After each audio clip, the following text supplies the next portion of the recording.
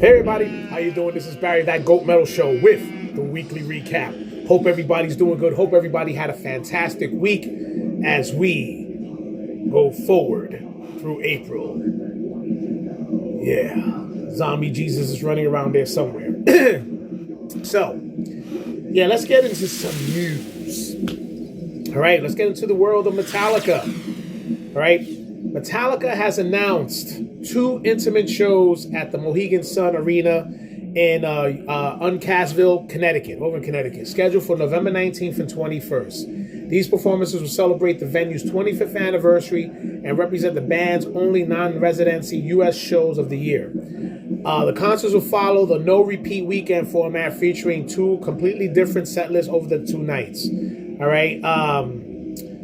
I think it's Thursday night, November 19th. There'll be Suicidal will be opening for them, and Saturday, November 21st, Spirit Box will open up for them. It's a 10,000 seats arena, which is considered intimate compared to the stadium that the band typically fills.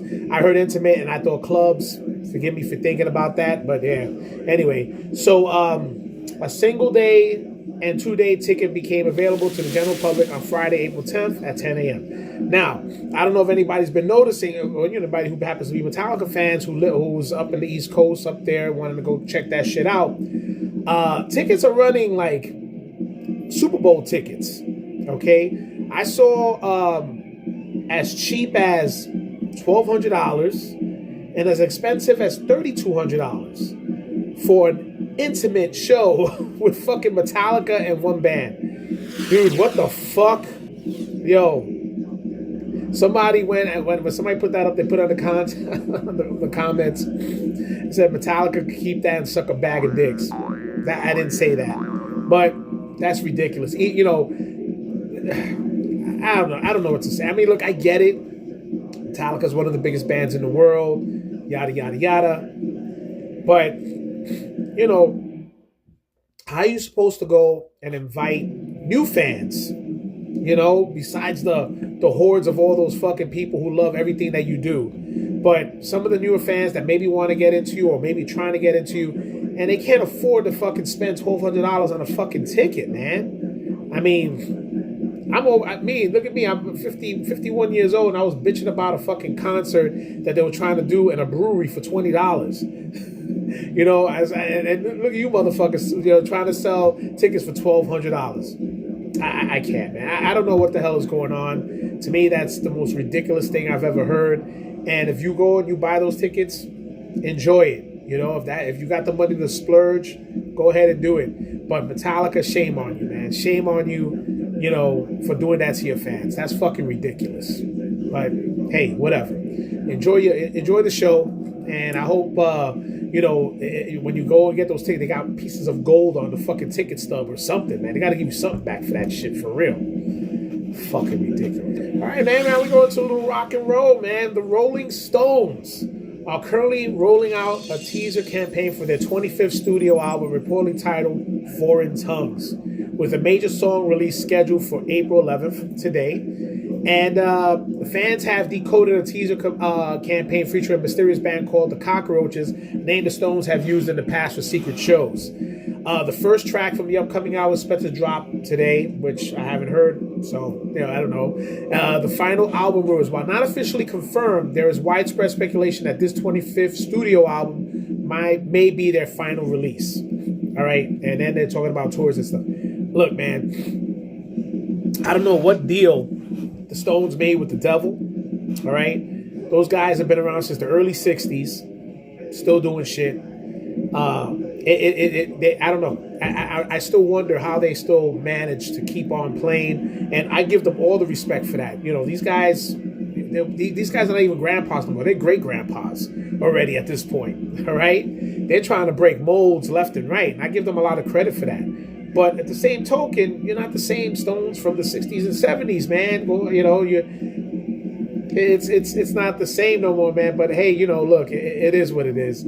I mean, look, if it's their final one, let it be that one. Enjoy retirement, fellas. All right, and go off into the sunset. And I guess once the clock strikes midnight, the deal with the devil will be off, and who knows what happens after that. I'm not sure. But yeah, man, so their 25th studio album will be out, and this might be their final one. All right, so if you guys who happen to be, Rolling Stone fans, I mean, hey, they got some cool songs, and there's always been songs from the Rolling Stones that everybody's picked up on, so they can't say they haven't. But more power to them, all right? 25th studio album, their final hurrah. And a big happy anniversary to the almighty Malevolent Creation. The first album, The 10 Commandments, just celebrated its 35th anniversary of its release on April 9th, 1991. All right? Florida death metal pioneers Malevolent Creation are celebrating 35th anniversary of the landmark debut album.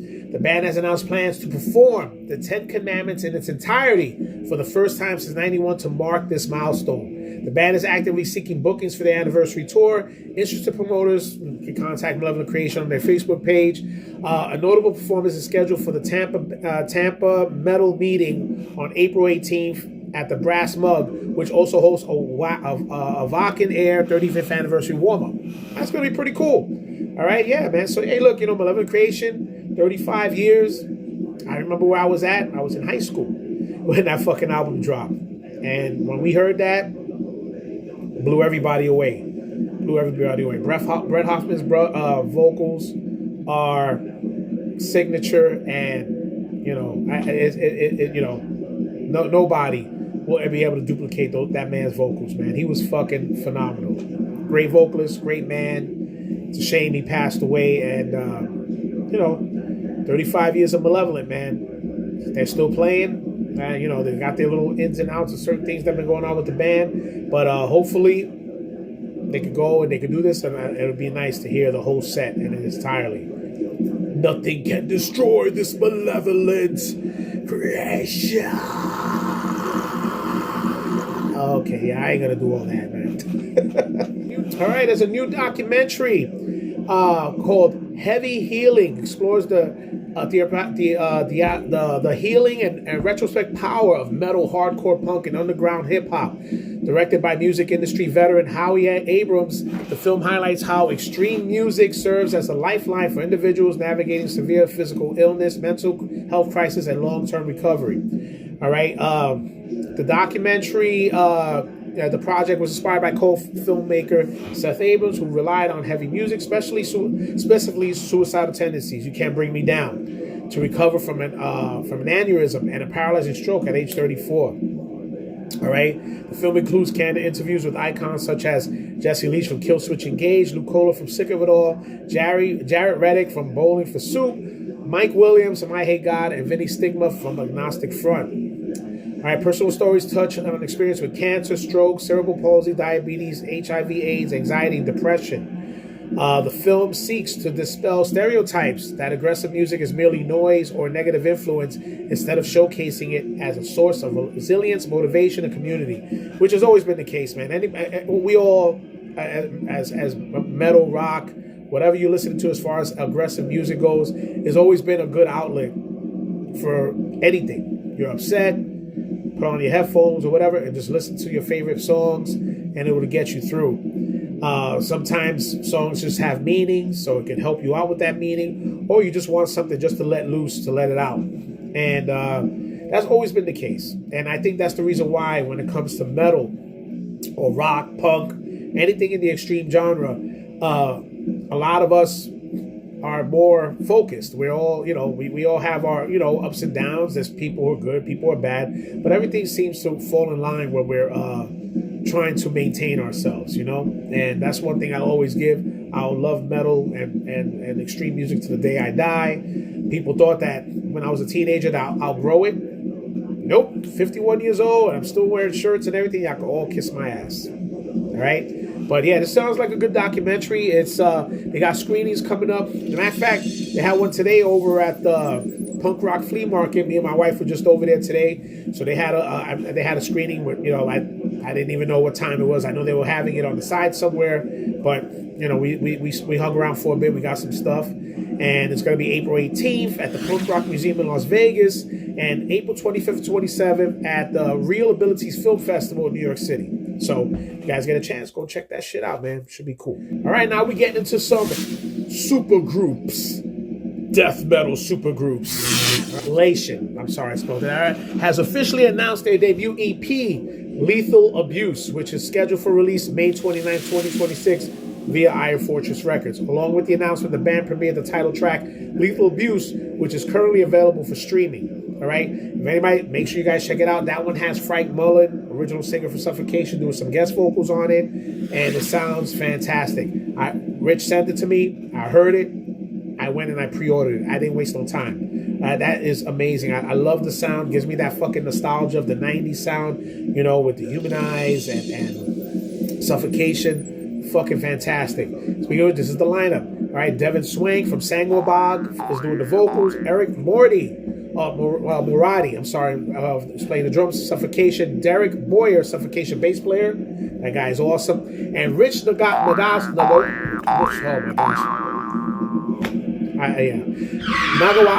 I know I'm going to get punched in the face for this, but he was the former guitarist from Dehumanize.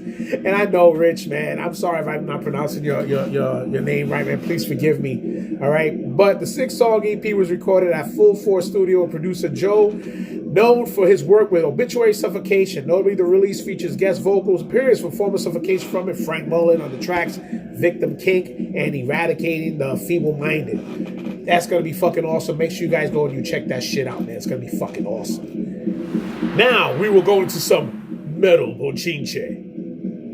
All right. We just finished talking about that supergroup, man. Drummer Eric Moradi officially exited Suffocation on April 10th after nearly a decade with the band. His departure was marked by a highly critical statement in which he cited a toxic work environment and refused to continue working with what he described as abusive drug addicts. All right, Moradi stated he chose to leave on his birthday to prioritize his health and integrity, alleging he had been belittled and stepped all over for far too long. All right, basically now he's doing the supergroup, which is awesome. And Suffocation announced that John Logstrange from Origin will serve as a special guest drummer for the upcoming spring 2026 shows, including appearances at the Welcome to Rockville and Sonic Temple. All right, so this is, this is not the first high-profile drummer exit from the band. Founding drummer Mike Smith left the group twice. Most recently in 2012. At the time, Smith cited financial strain and a suspect and brittle relationship between members as his reasons for moving on. Maybe I don't know. Maybe Suffocation just has a thing with their drummers. I don't know what to say, man. But that's really fucked up. But whatever it is, I'm sure there's going to be more stuff coming out with it because, you know, that type of statement is going to be kind of damning, man, especially when you throw shit out like that. So I'm sure we'll hear from the other side very soon. I'm sure we will. And then last, we got Gwar. All right, rhythm guitarist Mike Dirks, better known by his stage name Balsic, the Jaws of Death, addressed receiving a wave of death threats following the band's controversial performance at Riot Fest in September 2025. During the set, the band performed a mock sacrifice of figures resembling Donald Trump and Elon Musk. All right. In recent interviews, Dirks described the fallout scary and sobering, particularly because the band has been performing similar political satire for decades, which is true. They've always been doing stupid stuff like that. All right, Dirks noted that while the band is used to controversy, getting death threats over social media was very upsetting. He expressed frustration with the idea that the band can't do that in the U.S., emphasizing that Gwar has been sacrificing political figures from across the spectrum for 40 years without similar extreme reactions. All right. Vocalist, the Berserker, Michael Bishop, supported Dirks dismissing claims that they were normalizing violence and characterizing their shows as Looney Tunes cartoons brought to life. Despite the backlash, the band remains untethered and continues to defend their rights to artistic expression. Yeah, I don't know what to say about that, man. If anybody who knows Gwar, been to Gwar shows, they've been doing that shit for years. So if you're getting butthurt over it, I'm sorry, man. It is what it is. They've been doing this for so long. Just suck your thumb and stick it up your ass. That's all I got to say about that, man. Fuck that. Oh well.